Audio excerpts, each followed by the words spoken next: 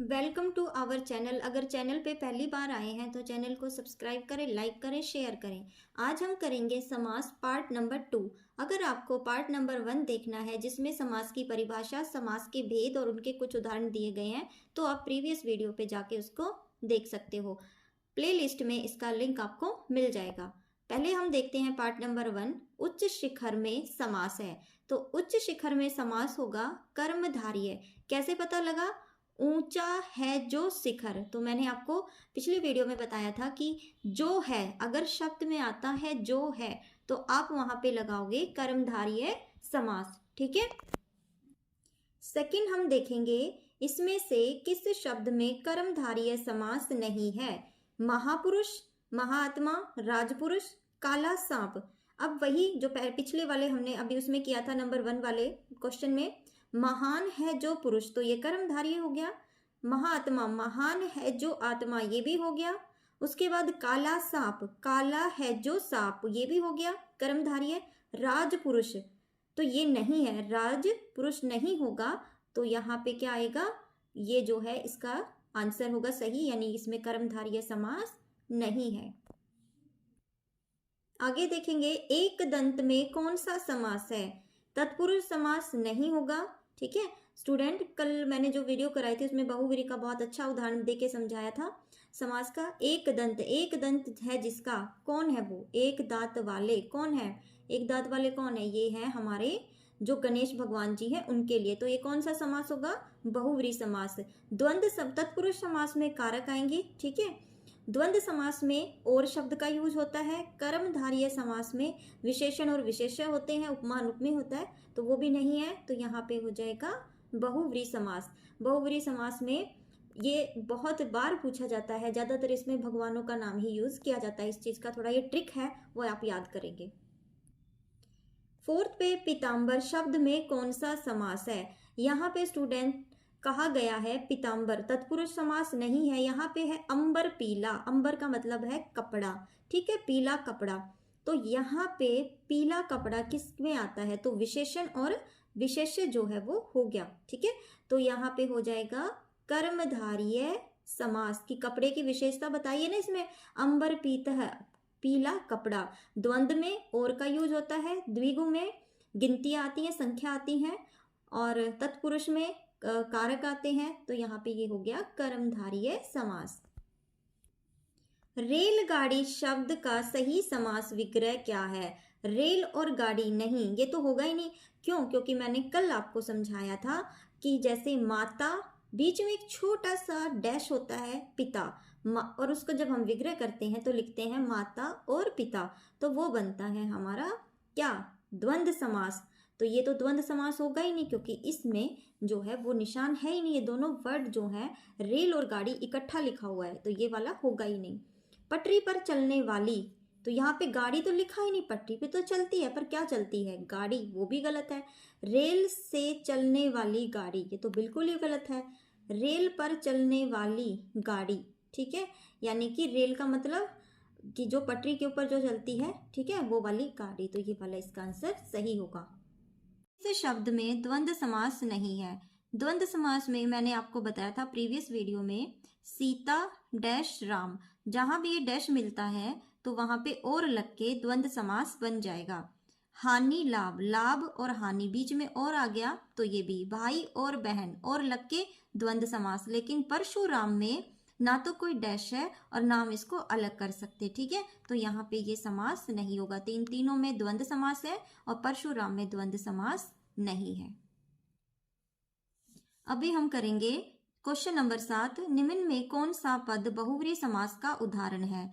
आजन्म, मैंने आपको बताया था कि जब कोई शब्द में आपको आगे उपसर्ग दिखाई देता है और पीछे कोई जो है शब्द लिखा है तो उसको अलग कर ले, जन्म और आ। तो यहाँ पे जन्म जो है और आ लग गया, तो इसका मतलब ये अव्ययी भाव समास है। नील गगन, नीला है जो गगन, अभी फर्स्ट क्वेश्चन में समझाया था कि जब शब्द में जो आता है, ठीक है, तो नीला है गगन, यानी कि यहाँ पे क्या आ जाएगा? कर्मधारय। त्रिभुवन, त्रि का क्या मतलब है? 3, और जब संख्याएं आती हैं 3 भवनों का समूह, तो संख्याओं के लिए मैंने क्या बताया था आपको? द्विगु समास। ठीक है। लेकिन मुरारी, मुरारी किनको बोला जाता है? भगवान कृष्ण को। तो यहाँ पे मैंने बहुव्रीहि के लिए बताया था कि जितने भी बहुव्रीहि में आते हैं ज़्यादातर पूछने वाले, वो भगवान के नाम ही पूछे जाते हैं। तो ये एक ट्रिक है, इसको मैं बार बार बता रही हूँ। तो इसमें आ जाएगा बहुव्रीहि समास। अभी हम करेंगे क्वेश्चन नंबर 9। किस विकल्प में कर्मधारय समास नहीं है? देखते हैं। महाआत्मा, महान है जो आत्मा, इसमें तो है। गजानन, गजानन किसको बोला जाता है? भगवान किनको? भगवान गणेश जी को। तो इसमें नहीं है। काला सांप, तो इसमें क्या है? काला सांप, इसमें भी जो है तत्पुरुष समास है। नील कमल, ठीक है। तो नील कमल, नीला है जो कमल, तो यहाँ पे क्या हो जाएगा? कर्मधारय समास, ठीक है। तो स्टूडेंट्स यहाँ पे हम देखेंगे कि गजानन और काला सांप ये दोनों ही हमारे आंसर गलत हैं, ठीक है। यानी कि सही आंसर जो है वो हमारे गजानन पे भी टिक लगाएंगे और काला सांप पे भी हम टिक करेंगे। अगला क्वेश्चन हमारा क्वेश्चन नंबर 10। लाजवाब शब्द में कौन सा समास है? बहुव्रीहि समास, द्विगु समास, अव्ययी भाव समास, कर्मधारय समास। तो मैंने आपको पहले ही बताया था कि जब अव्ययी भाव समास होता है तो आप सीधा लगाना। जैसे ये हमारा है जवाब, और जवाब एक हमारा बन गया, तो क्या बच गया आगे? ला, ठीक है, उपसर्ग बच गया। तो यहाँ पे क्या बन जाएगा? अव्ययी भाव समास। बहुव्रीहि में जैसे मैंने बताया आपको कि दोनों पद जो है एक जैसे होते हैं और कोई अन्य पद प्रधान होता है। द्विगु में संख्या आएगी, कर्मधारय में के समान आएगा, इसे यहाँ पे बचा अव्ययी भाव और समास, ठीक है।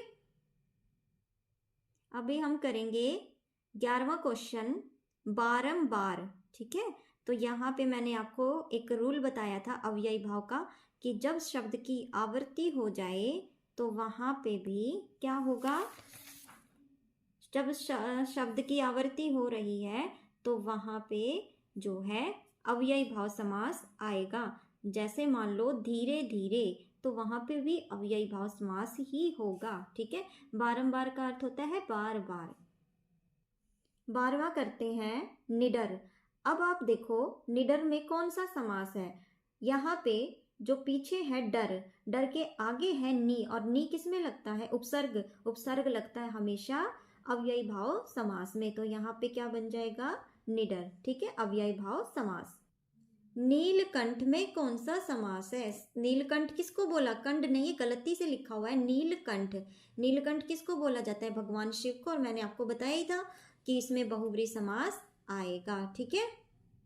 अगला है हमारा 14, सतसई। सतसई मतलब 27, ठीक है।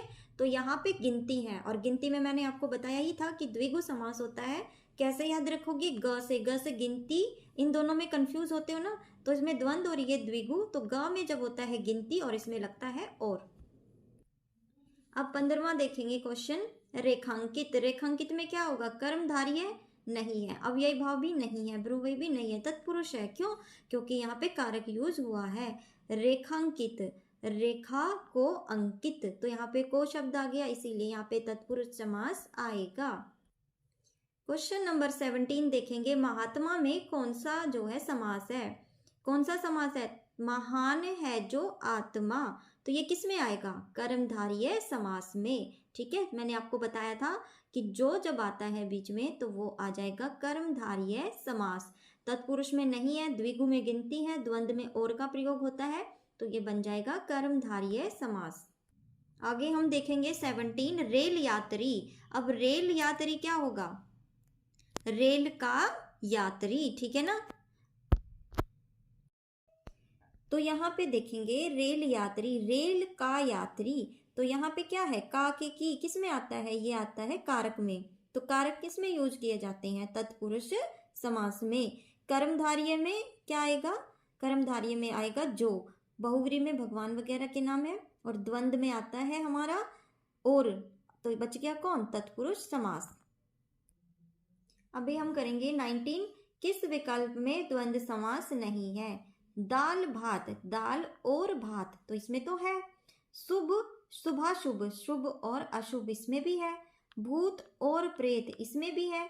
शुभा आगमन, तो इसमें जो है द्वंद्व समास नहीं है, ठीक है। तो ऐसे और लगा के हम सबको अलग कर देंगे, लेकिन ये जो है अलग नहीं होगा। ठीक है, क्योंकि देखो हमारी जो डेफिनेशन है, जो हमारी परिभाषा है द्वंद्व समास की, वो यही है कि इसमें दोनों जो पद होते हैं वो समान होते हैं। ठीक है, कोई ये नहीं है कि पहले पद की प्रधानता या दूसरे पद की, इन दोनों पद की प्रधानता होती है। तो यहाँ पे शुभ आगमन, तो इन दोनों पद में अलग अलग आ रहा है। जैसे माता पिता, माता और पिता, तो दोनों की प्रधानता है, लेकिन यहाँ इसमें नहीं है।